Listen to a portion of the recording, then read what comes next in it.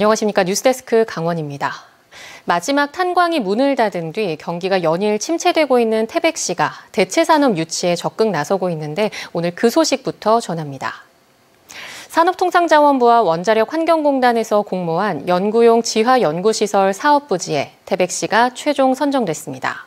지하 깊숙한 곳에 방사성 폐기물 연구시설이 들어설 예정인데 국비만 5천억 원이 지원돼 지역의 기대감이 높습니다. 조규환 기자가 보도합니다.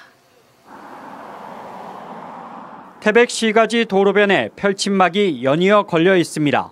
한국형 방사성 폐기물 처분 시스템의 성능을 연구하는 지하 연구시설 유치를 희망하는 펼침막입니다.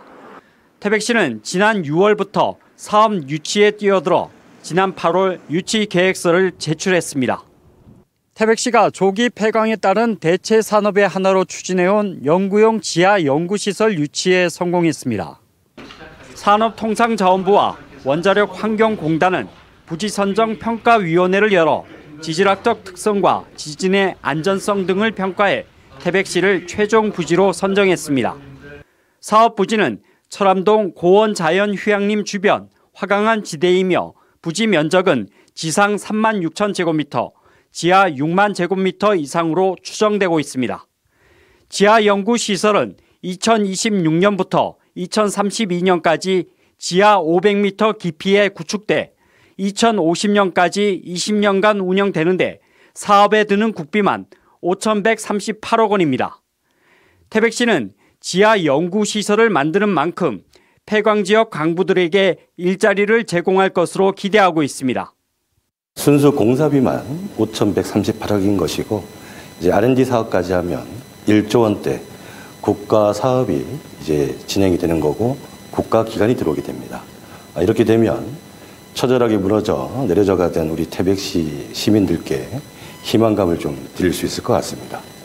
지하 연구시설은 연구인력 양성과 견학시설로도 활용돼 지역 소멸 위기 극복과 경기 활성화에 도움이 될 것으로 보입니다. 3만까지 가던 이 촬영 지역 인구가 이제는 불과 1,700여 명밖에 되지 않는다는 거. 그리고 젊은 사람들이 다 떠나고 없다라는 점. 그래서 정말 젊은 사람들이 일할 수 있는 그런 여건이 형성이 되게 되고. 그러나 고준위 방사성 폐기물이나 사용 후 핵연료가 실제로 지하 연구시설에 들어오지 않는다는 설명에도 불구하고 일부 시민들은 여전히 유치를 꺼리고 있어 앞으로 태백시가 풀어야 할 숙제로 남아 있습니다. MBC 뉴스 조규환입니다. 지은 지 50년이 넘은 정선군 청사를 현재 위치에 신축하는 공사가 본격 추진됩니다. 민원 불편이 없도록 인근에 행정지원센터를 신축하고 임시청사를 마련한 다음 2026년 하반기 본격적인 공사가 시작됩니다. 박은지 기자가 보도합니다. 1972년 준공된 정선군청. 지은 지 50년이 넘어 낡고 비좁은 데다 안전 문제도 있어 지금의 위치에 신축하기로 결정됐습니다.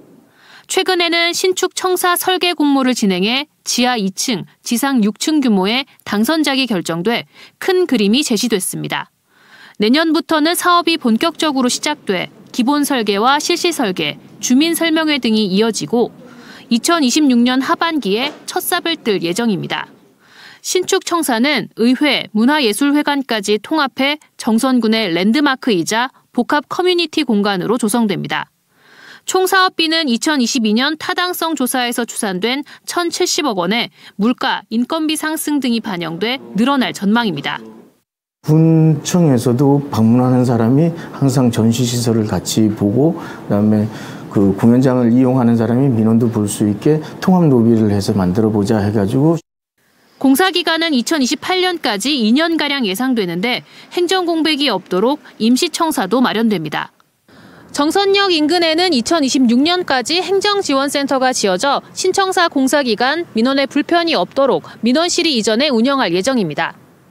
행정지원센터는 현 청사에서 차로 2분가량 떨어진 공터에 6층 규모로 신축되고 신청사가 완공되면 컨벤션 센터 등 회의시설로 활용됩니다. 민원실 외에 행정부서와 의회 등은 국가광물정보센터가 있는 북평면 옛 폴리텍 대학 부지에 임시청사를 마련해 이전합니다. 현재 청사에서 차로 15분가량 걸리는데 정선군은 와와버스 노선을 개편해 이동에 불편이 없도록 한다는 방침입니다. 반면 민선 8기 이병선 시장 대표 공약으로 신청사 건립을 추진하고 있는 속초시는 사업이 지연되고 있습니다. 당초 동서고속화철도, 동해 북부선 개통 등에 대비해 2028년까지 신청사를 완공할 계획이었지만 아직 부지 선정도 하지 못했습니다. 속초시는 전체적인 도시개발 계획을 수립해 최종 부지를 선정한다는 계획이어서 시민 공감대 형성과 신축 예산 재원 마련 등의 신중한 접근이 요구되고 있습니다. MBC 뉴스 박은지입니다. 대통령 직선제를 이끌어낸 1987년 6월 항쟁. 당시만 해도 화염병과 최루탄이 난무하던 긴박하고 위태로운 시위가 곳곳에서 벌어졌는데요. 이때와 달리 K-팝이 울려 퍼진 이번 촛불 집회는 마치 축제 같았습니다. 나금동 기자가 달라진 시위 문화를 짚어봤습니다. 1987년 6월 춘천, 강원대학교 시위 현장. 독재 타도를 외치는 대학생들과 전경들이 팽팽하게 대치합니다. 대학생들이 전경들을 향해 화염병을 던집니다. 잘게 부순 보도블럭, 쇠파이프도 등장합니다. 경찰들은 최루탄을 쏘아대며 진압에 나섭니다. 37년이 지난 지금 이번 123 내란 때의 시위 모습은 예전과 많이 달라졌습니다. 민중가요 대신 K-팝이 울려 퍼지고 마치 축제인 양 아이돌 응원봉이 형형색색 반짝입니다. 서울에서도 응원봉 들고 사람들이 많이 참여한다고 해서 저도 집에 있는 소중한 뉴진스 빈키봉 들고 춘천에서 참여하게 된 것 같습니다. 20대 청년들은 예전과 같은 시위가 아닌 시국선언과 학생 총회를 통해 목소리를 냈습니다. 강원대학교는 9년, 한림대학교는 20년 만에 열린 학생 총회. 학생들은 학우를 모으기 위해 예전처럼 뛰어다니지 않고 SNS를 활용했습니다. 네, 이러한 사태가 일어나지 않기 위해서는 20대, 30대 저희가 먼저 움직여야 조금 더 국민들이 관심을 가지지 않을까 싶어서. 대학생들이 이렇게 나선 건 정치가 자신의 일상을 바꿀 수도 있다는 위기감 때문입니다. 일상과 정치를 가로막던 경계는 비상계엄을 계기로 무너진 겁니다. 통금 시간도 있고 저희 생활이 많이 침해받는다는 걸 알게 돼서 이게 정말 실행이 되면 정말 큰일이 나겠다라고 생각을 해서 이제 학생총회에도 참여를 하고 정치에도 좀 관심을 갖게 되었습니다. 민주주의의 근간을 흔들었던 123 내란 사태. 도민들은 새로운 시위 문화를 만들어가며 민주주의를 지켜냈습니다. MBC 뉴스 나금동입니다. 겨울철 강원도 대표 어종 도루묵의 어획량이 수년째 크게 줄고 있는데요. 올해는 이례적인 고수온 현상까지 겹치며 알을 낳는 환경마저 더 나빠졌다고 합니다. 이준호 기자가 바닷속에 들어가 확인해봤습니다. 강릉시 소도랑 앞바다. 해변에서 30m가량 떨어진 곳에 깃발들이 둥둥 떠다닙니다. 어민들이 도루묵을 잡기 위해 이틀 전 그물을 설치한 곳입니다. 제철에 맞은 도루묵이 얼마나 잡혔는지 취재진이 바닷속에 들어가 봤습니다. 수심 8m 안팎까지 들어가자 해조류가 붙어있는 암석이 곳곳에 보입니다. 매년 이맘때 도루묵이 연안 해조류의 알을 부착하기 위해 모여들던 곳입니다.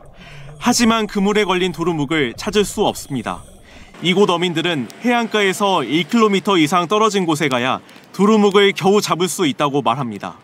예전 같으면 가에 연안에 많이 났는데 지금은 거의 없습니다. 거의 예전에 비해서는 많이 줄었죠. 얕은 바다는 아직까지 수온이 높아 산란장이 생기지 않았기 때문으로 추정됩니다. 이달 강원도 연안의 평균 수온은 16도. 지난해 같은 기간보다도 1.54도나 높습니다. 2016년 강원도의 도루묵 어획량은 7,497톤. 하지만 바다의 고수온 현상과 과도한 남획으로 지난해는 610톤, 7년 새 어획량이 12분의 1로 줄었습니다. 여기에 이상기후로 산란 환경마저 악화됐습니다. 이 기간 산란장에 적합한 면적은 40% 이상 감소한 것으로 추정됩니다. 산란된 면적이 감소하게 되다 보니까 산란할 수 있는 양도 적어질 거고, 그렇다면은 이제 보완해서 도루묵 자원으로 가입되는 양도 좀 줄어들 것으로 그렇게 예상하고 있습니다. 국립수산과학원은 두루묵의 자원량 감소를 막기 위해 인공 부화장을 마련했습니다.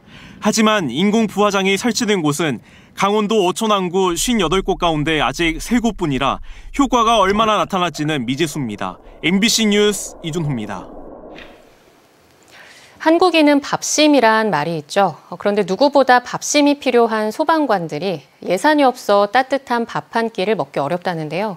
유독 강원도 상황이 열악합니다. 유주성 기자가 취재했습니다. 구급대원들이 탄 구급차가 급히 출발합니다. 인근 편의점에 어지럼증을 호소하는 환자가 있다는 신고가 접수돼 출동한 겁니다. 환자를 병원에 이송하고 나서야 한숨을 돌립니다. 11시 30분경에 신고가 들어와서요. 출동 나가는 상황입니다. 출동이 걸리면은 어쩔 수 없이 식사는 좀 늦어지더라도 일단 출동을 먼저 나가는 거죠. 출동 시간은 공교롭게도 점심시간. 1시간가량의 출동을 마치고 돌아와 점심을 먹는데 배달시켰던 밥과 국은 이미 식어버렸습니다. 조리 인력이 따로 있었다면 출동이 있어도 따뜻한 밥을 먹었겠지만 이렇게 소규모로 운영되는 안전센터에는 관련 예산이 없는 경우가 많습니다.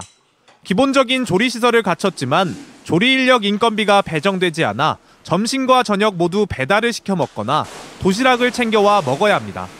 안전센터 특성상 도심 외곽 지역에 위치한 경우가 많아 하루 2끼 배달을 시켜 먹을 곳도 마땅치 않은 게 현실입니다. 거의 대부분 반 이상이 식어 있긴 하죠. 많이 불어 있기도 하고. 제가 갔던 다른 센터도 다 동일 요건이어서 그때도 같이 시켜 먹거나 도시락 싸오거나. 전국에서도 강원도는 가장 상황이 열악한 곳으로 꼽힙니다. 강원도에 있는 77곳의 관서 중 절반이 넘는 42곳의 조리 인력 운영비와 부식비가 지원되지 않는데 전국적으로도 이런 곳은 서울 4곳, 광주 1곳뿐으로 강원도와 차이가 큽니다. 상황이 이렇다 보니 소방관들이 직접 돈을 걷어 조리 인력을 고용하고 부식비를 충당하는 곳이 17곳에 달하고 이마저도 어려운 25곳은 알아서 끼니를 해결하고 있습니다. 지방재정도 어렵고 긴축 예산 편성으로 한꺼번에 이 문제를 해결하기는 어려울 것으로 보여집니다. 그래서 강원소방본부장과 5개년 계획으로 점차적으로 해결할 수 있는 방안을 함께 모색해보자고 제안을 했고요. 최근 소방관의 열악한 급식이라며 올라온 사진이 논란이 됐지만 강원도에선 그마저도 지급되지 않는 게 현실입니다. MBC 뉴스 유주성입니다. 내년부터 도내 소방관 급식 운영비 지원이 확대됩니다. 강원도의회는 소방관서 급식 운영비 등을 지원하는 내년 급식 환경 개선 예산을 올해보다 3억 원가량 많은 9억 7천만 원으로 확정했습니다. 이에 따라 도내 77곳의 소방관서 중 35곳에만 지원되던 급식 운영비가 내년부터는 45곳까지 지원됩니다. 강원도는 매년 4-5곳씩 급식 운영비를 늘릴 계획이었지만 도의회에서 신속한 예산 증액 필요성이 제기됐습니다. 김홍규 강릉시장이 골목상권 활성화 정책을 펼친 점을 인정받아 소상공인연합회로부터 목민감사패를 받았습니다. 김홍규 시장은 2022년 강원도 최초로 소상공인과를 신설했고 지역 내 소비 촉진을 위해 올해 1,000억 원 규모의 강릉페이를 발행한 점을 인정받았습니다. 또 경영정책자금 2차 보전과 점포 환경 개선 사업, 세무서비스 수수료 지원 사업 등 다양한 지원 시책 추진도 수상 사유로 꼽혔습니다. 목민감사패는 다산 정약용 선생의 목민정신을 본받아 소상공인의 애로사항 해결에 노력한 공로를 평가해 수상하는 상입니다. 정의당 강원도당이 권성동 국민의힘 원내대표가 탄핵 정국에서 대통령 놀이에 빠져 있다고 평가했습니다. 특히 권 대표의 발언 가운데 국민의힘은 아직도 여당이라는 발언과 여당이 장관들과 당정 협의하는 건 자연스러운 일이라는 발언을 예로 들며 여전히 반성은커녕 국정을 좌지우지하려 든다고 지적했습니다. 이런 무책임하고 오만한 정치 행태는 국정을 농단하려는 시도라며 도민들과 함께 반드시 책임을 묻겠다고 밝혔습니다. 삼척시가 탄핵 정국으로 인한 지역 경기 침체를 해소하고자 민생안정 대책을 추진합니다. 삼척시는 민생안정 대책반을 편성하고 현안 업무의 차질 없는 실행을 독려하는 한편 기존에 예정된 연말연시 축제와 행사를 변경 없이 진행하도록 노력할 계획입니다. 또 적극적으로 재정을 집행하고 소상공인, 중소기업의 애로사항을 청취하며 공공요금 등의 물가 안정에도 힘쓰기로 했습니다. 오늘 오전 8시 5분쯤 평창군 용평면 용전리 영동고속도로 인천 방향 평창IC 2km 지점에서 관광버스의 불이 나 약 30분 만에 꺼졌습니다. 해당 버스에는 서울로 체험학습을 하러 가던 동해시 모 고등학교 학생 18명과 교사 등 21명이 타고 있었고 화재 즉시 대피해 다친 사람은 없었습니다. 경찰과 소방당국은 버스 오른쪽 뒷바퀴에서 불이 시작된 것으로 추정하고 정확한 화재 원인을 조사하고 있습니다. 또 편도 2차로를 통제하고 화재가 난 버스를 견인 조치했습니다. 강원도가 연말연시 소비 활력 정책을 펴니다. 내년 모바일 강원 상품권을 올해보다 60억 원 증가한 580억 원으로 늘리고 다음 달에는 평소보다 2배 많은 80억 원어치를 판매합니다. 또 도내 63개 전통시장에서 오는 23일부터 30일까지 시군, 출자 출연 기관과 함께 장보기 행사를 진행하고 24일부터 이틀간 속초 설악 로데오 거리에서 강원 소상공인 상생 직거래 장터를 엽니다. 이와 함께 강원도 온라인 쇼핑몰인 강원더몰에서 다음 달 설맞이 기획전을 열고 30% 할인 쿠폰을 제공합니다. 동해안 시군마다 내년 1월 31일까지 희망 2025 나눔 캠페인 순회 모금 행사를 진행합니다. 강릉시는 7억 원, 속초시는 4억 원, 동해시 3억 4천만 원, 삼척시 1억 5천만 원, 고성군 2억 6,600만 원, 양양군 8천만 원을 목표로 현장 접수와 온라인 접수 등 다양한 기부 참여 프로그램을 진행합니다. 또 태백시는 2억 5천만 원, 정선군은 7천만 원을 목표액으로 잡았습니다. 각 시 군청 담당 부서에 성금과 후원 물품을 전달할 수 있고 MBC 강원 영동에 방문하거나 060-700-0577로 전화해 ARS를 통해 후원금을 보낼 수 있습니다. 강원 뉴스 마칩니다. 시청해주신 여러분 고맙습니다.